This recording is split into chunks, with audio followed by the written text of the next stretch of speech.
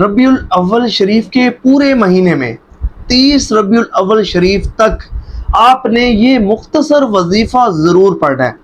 یہ مختصر وظیفہ ہے لیکن اس کے فضائل و برکات بہت زیادہ ہیں، اور بڑے سے بڑا مصروف شخص بھی آسانی کے ساتھ اس وظیفے کو کر سکتا ہے، اور اس کو کرنے کے اتنے فضائل و برکات آپ کو حاصل ہوں گے کہ آپ تصور بھی نہیں کر سکتے۔ اللہ کی رحمت سے حاجات بھی پوری ہوں گی، مشکلات بھی حل ہوں گی، اور اللہ نے چاہا تو وہ کچھ ملے گا جس کا آپ تصور بھی نہیں کر سکتے۔ ایک بہت مختصر درود پاک ہے لیکن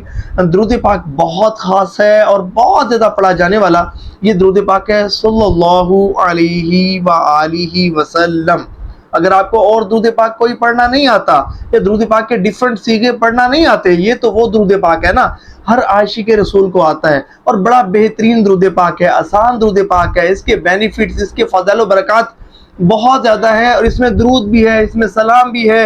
اور یہ وہ درود پاک ہے کہ اس کو پڑھنے والوں کو حضور نبی پاک علیہ الصلوۃ والسلام کی زیارت بھی نصیب ہوتی ہے، اور صرف 2 سے 3 منٹس میں